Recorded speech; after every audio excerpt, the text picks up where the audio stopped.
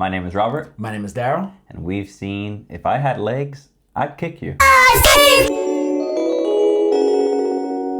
Motherfucker. What a ride. The infinitely likable Rose Byrne takes a turn as a person with flaws. Conan plays flatter than my high noon. Twice as rewarding for the fact, actually. A young girl is under duress, and surprise, surprise, Josh Safdie is the producer of the film.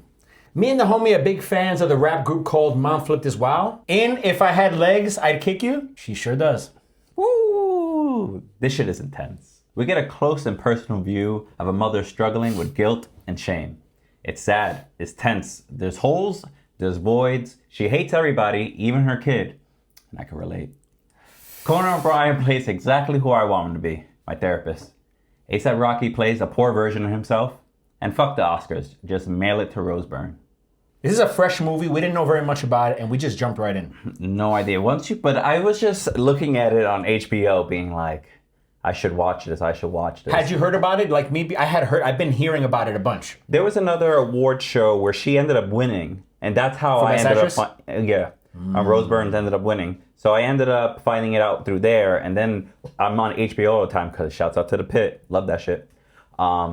And I just keep seeing like the poster, and I'm just like, I should watch this because I like Rose Byrne. Everything she's in is usually really good. More, yeah. And she is fantastic in this. Unreal. Everybody has seen her in a million things.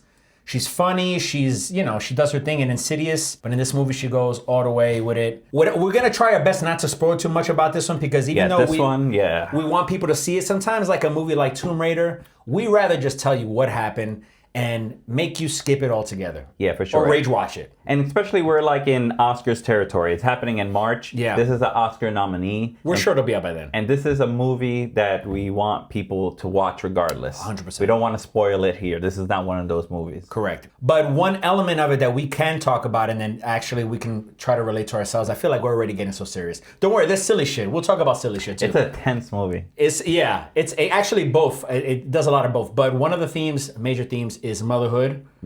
Right? And the only experience we have with that is having mothers. Also just having friends. It's kind of crazy we think about this. Taking care of motherfuckers. No, we knew people back in the day, just teenagers, like friends of ours that were teenagers that were having their first kids. No, right? Tella had a whole, what's it called? Class?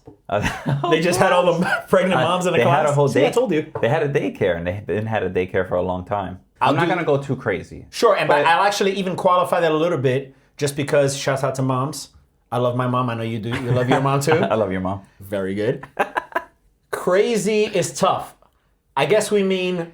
Erratic. Okay, we're working. Troubled. Something that traumatized us. Oops. Traumatized. Oh, mothers that traumatized us? Oh, yeah, all right. I'll go with a softball real quick. All right. All right.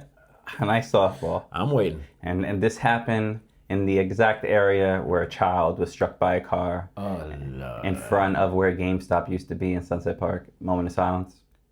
Oh, I wish I had a burp there. All right. So for whatever reason, young Rob, young me, was throwing a tantrum. Can't wait to put that picture up. Throwing a tantrum in the streets of New York. And I ended up tossing my body on a floor. Happy the sentence ended that way. Go on. As you do. As a child. Yes. You just throw your body on the ground. Literally have done that. You're not my dad. So I threw myself on the ground, and my mother was like, get up. And, I didn't listen. So she dragged me and pulled me up by my ear and took me all the way home, which was a couple blocks, by my ear. Did anybody say anything? Did anybody help me? No. Somebody else grabbed my ear and helped my mother on the way. That didn't happen. The other ear. Yeah, the other ear. Sparks just coming off of your torso, right? I look like Dumbo. Yeah. I'll tell you what. I love my mom very much. And that's why I won't be telling at least 600 stories that are way more intense than the one you just told right now. I said a softball. We started soft. That's fair. No, but also I can't think of a softball. But how about this? I'll give you another funny story. Do they have to be our moms? They could be any moms. Any interactions you had with mothers. A mom out. Let's see. Any interactions that you had with mothers. All right, I'm thinking. All right. Oh, no, that's too racially charged. One time I walked into a room of my parents hanging out, and they ended up telling me to spell something. I forgot what exactly it was. ICUP? They were like that. And Could it be ICUP by chance? I think it was ICUP or something where I remember saying PP, and then all of them laughed at me. Yeah. And then I cried. Dollars or Donuts, it was ICUPP. They got me with that one too. I had a kid in 51s in 6th grade hit me with the Pen 15 Club. You know, from Pen 15 Club. Yeah. There's a whole show. I gotta find that image too. This is gonna be a lot of fun. I don't know where to go here as far as crazy mom stories, because I'm sure I've had some where I've seen a mother do something that I was like, yo. Maybe I will say this.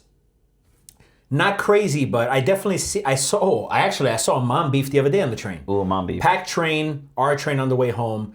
There was a woman and her 2 kids. The kids were maybe 4 and 6, right?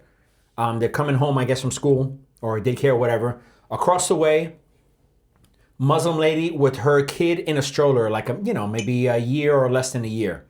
And the kids are just goofing off and making faces to the baby, and it's very cute at first. The mom is doing absolutely nothing because so far there's nothing. Mm-hmm. But at some point the kids are being more like annoying or like aggressive. I don't know. The Muslim mom was just like, can you like please like mind you, I'm listening to a podcast, so I wasn't listening to them. That would be nosy. Take note, people. But I'm reading faces, which is basically the same thing, if I'm being honest with you. The Muslim mom was on like she definitely reached forward and was like, hey, can you please like whatever. Anyway, it was very interesting. Because that other mom was not going to do shit about it. She was not even looking. She was not thinking about doing that. No, it's the worst. You see a lot of that on the train. No, on the train is when you're most annoyed at a parent's behavior. Because they're just letting their kid do and you're annoyed at the parent. And you're annoyed at the parent. Good for you. No, I'm not annoyed at the kid. I know, I'm just checking because you're probably going to have one soon. So that was the right answer. You just made the right answer. That's all. Oh, no. I am always, let the kid wants to do the whole stripper pole thing. Like, let them do that a few rounds, but then you need to sit there down. Catch a few bucks and then... catch a few bucks. Pop that ass a few times, but then you need to get in the seat and watch the bridge. That's all right? Because that's where we're going. Because that's what you got to do. Enjoy the show. Yeah, exactly. Dead ass. Enjoy the bridge. There's going to be a couple black kids dancing. That's correct. It's going to be a good time. There's going to be a mariachi band. That is also correct. There's going to be a lady with a baby selling candy. It's not necessarily a bad thing, but we can say that times have changed in terms of parenting, right? Stress has not changed for a parent. Maybe it's gotten worse or better, but times have changed where you tantrum in public and you don't do that, You can be forceful in your language a little bit. You don't got to hit the kid, but there's very little of that happening. During our era, it got physical. Hands were thrown. You got a warning, maybe 2 warnings, and then you were getting grabbed. And that's just how God bless a warning. God bless a warning. And that's just how, hey, sometimes you said something slick, all of a sudden got sometimes hit. Sometimes you literally ask for it. Yeah, sometimes you ask for it, and it happens. Yeah. And sometimes you get trained to the point where they just have to look at you, and you just calm down. I'm going to give a redeemable story after this, but yeah. Oh, so do that first, because I'm taking it a little further out. Okay, redeemable story. When I was very, very young, there was a block party happening. I was on the streets as a little child walking around, and a young lady on a bicycle ran into me, and the handlebars went right into my skull. So then, the lady that was living downstairs, I think her name was Denora, she ended up coming out. Sure.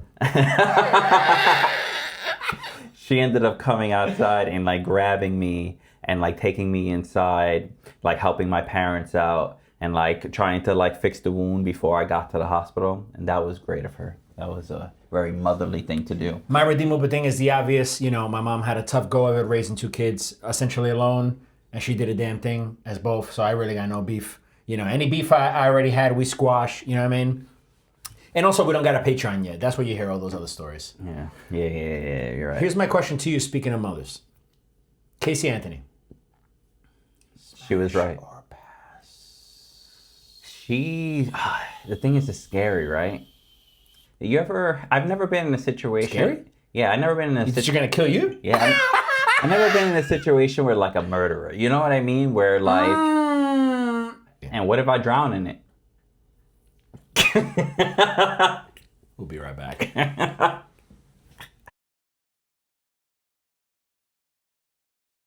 Don't got too excited there. It's hot. My coffee. I loved this fucking movie, dude. I didn't Yeah. know what I was getting into. Yeah. And at the beginning, the first thing that I was realizing was like how close up and personal we were to everything. Yeah, the first shot, she's in a therapy scene. Again, we're not going to give away too much, but this is just the opening scene. It starts tight on her face, and characters are talking, things are happening, and you're just locked in. And they're telling you straight off, like, this is who we're dealing with. This is who we're focusing on. Yeah. This is whose perspective we're, And what a great main character. What a great person. Let's start to real follow. quick on that, though, because I just want to double that point that I've been hearing about this movie a bunch. I watched Conan's podcast. I knew he was in it. I saw posters. I knew A$AP Rocky was in it. Mm-hmm. But I've been doing a better job with, as much as I complain about trailers and the internet giving away what a movie's about or how well it did or how well it was received. I didn't know shit about how this movie was received, what it was about. Yeah. The perception of it. I guess with the title, you get an idea that it's like a surreal thing. So I knew that. Oh, I want to get to spoilers, but I was expecting no legs. Yeah, well, that's a spoiler. But I was expecting no legs. There's legs. Actually, it isn't, because I won't say why. Yeah, exactly. I just helped you. Because I know how that is. Once you hear something, but I just fix it for them, don't worry. Yeah. No, but to your point too, yeah, we didn't know much about it, and we're thrown in today, he and I, we just knew we were going to watch it with like, okay, what is the mood? What are we going to laugh today? Are we going to feel emotional? Drama, comedy. And there was a lot of comedy, but for me, it was mostly intense. Like the way that we're following, the camera angles, the way they're following her, they do something really, really creative on basically allowing us not to sympathize with the daughter as much. They do something really, really creative. Yeah. And, I like how you conceal that. That I really enjoyed. I thought was interesting. Yep. And like it continues throughout the whole movie. And this is something I was telling you about before. There's like a visual, dreamy type graphics. And totally. And sometimes I don't like that. But it was a constant theme in this movie. I'm happy that you got it. We're gonna get into that because I know how you received this movie. I know, and I heard you with your. So we're gonna. I'm happy. We'll do that towards the end. Because it was a constant theme, and they gave you the subtle hints where you like you knew the backstory of where the trauma was coming from, without them explicitly letting you know. So there's trauma. Yeah, we can tell you that. Obviously, because even if it were a comedy or a serious movie, trauma is what's going to kind of drive it forward anyway. Yeah. I mean, I think we could erase this part if you don't want to, but essentially it's just focusing on a mother who is handling and caring for her sick daughter, and it's just following her as she deals with this. Yeah. That's perfectly on. While the on husband the is far away, he's doing work, so it's all the responsibility with the daughter is on her, and she's struggling with it. 100%, yeah. Even early on, there are moments where you laugh, and you feel like a little bit of like, oh, okay, because you're trying to figure it out. And that's kind of what the movie's about too. Is like Rose Byrne's character as a mom is trying to figure out what's going on, how to live her life, how to help her daughter, how to survive her life, how to stop blaming herself. Yeah. Which we hope that she eventually gets to at the end of the movie. That you're hoping that, because there's a bunch of sequences in the movie where they basically blatantly tell you that this character is blaming herself for whatever happened to her daughter. Right. The audience doesn't know what's happened to her daughter. They just know that she's a sick girl, right? I didn't think I would do this, but we take notes during the movie. And one of the things I summed up was good movement, good colors, good tension, good building pathos. It constantly moved in one way. There were plenty of cuts, but it constantly moved in a pace, in a way that felt completely natural. It didn't break up at any moment. If I had to tell somebody where to pause to take a pee, I wouldn't know where to do it necessarily. No, it's all kind of important. And it builds, but every moment has a tension that you don't want to step away from. It doesn't, you get a movie where you get a convo with two people where you're like, I could go take a pee right now. There's a little... Because this movie was really good at doing, I don't know the best way to say this, but basically like reflecting her behavior. Yeah. So that there's a lot of scenes that are basically putting in her face, like, this is how you are acting. Right. This is how you are being. And it's like a constant thing that occurs with all the characters that she interacts with, especially one character specifically. She's a therapist that's seeing a therapist and also having her patients at the same time. Conan. We don't got to. Conan is the one that told me this. But Conan is her. But there was a really good metaphor or a symbolism that was happening with. I don't want to say too much, but there was good symbolism that had to do with something that was happening in her life and something that was occurring to the daughter. Let's expand on that because you already kind of laid it out in the right way. There's a mirror effect going on here. Yep. Where there's like it's almost like what do you call that? A fractal image where like there are things being reflected in small ways, like a ripple in a pond. You know what I mean? Where yeah, for sure. The mirror breaking and being stacked up. Right. Which is very so there are characters dealing with things that other characters are dealing with, and you see somebody giving advice to someone who is actually talking to themselves. You know, giving advice that applies to them. And again, it all kind of relates to motherhood a little bit. And they do that great with the therapist. Yeah. Where she's trying to like philosophize herself, and then she goes to see her own patients, right? And they're just throwing her own issues in her face, right? And you just see her dealing with it. Let's talk about the actors a little bit. I think that's a way we can talk about the movie and do some praise without. All I want to talk about is Rose Byrne because the whole time she's crushing it. She's happy, sad, angry, broken, all in like one scene. Yeah, she runs the gamut. Scenes. What movies do you like with her in it? What is your sort of like? I have to look her up to know what movie she's in. I'm a huge fan of Rose Byrne. Insidious. The Insidious movies are fantastic. And this is actually I saw Insidious before Bridesmaids, but in Bridesmaids she's funny. Bridesmaids. I forgot that she has such comedic work too. Neighbors, she's great in Neighbors. Great, and it's so funny. Her and Seth Rogen. Great. I love that movie, actually. I haven't seen Troy in a long time. She might be... No, she's not Helena Troy. No, she's not. Yeah. 28 Weeks Later, trash movie. Yeah, but I saw that in theaters, actually, so... That might be the first thing I saw her in, because I saw it in theaters when that came out. Oh, Get Him to the Greek. I'm over here talking... I love Rose Byrne. I can't even think about shit. The X-Men movies. She's in them. She's Moira McTaggart. She's in the First Class movies, right? Yeah, the reboot movies, I guess. That's I like that First Class. I like the first two of those. I want to rewatch them because I don't really... The first two are good. Maybe we'll do those. We should do them. Yeah.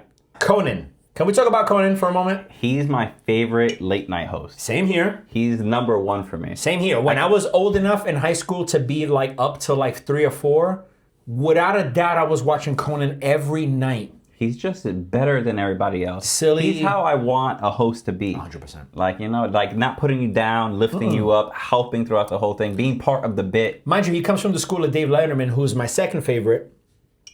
But he's way more likable than David Letterman. Way more likable. Yeah. It's because I feel like Letterman was doing, I guess, like Carson, right? Like that's kind of like... Well, Carson was a little warmer too. Letterman was doing anti-Carson when he was like, fuck you. Fuck you and fuck me and fuck everybody.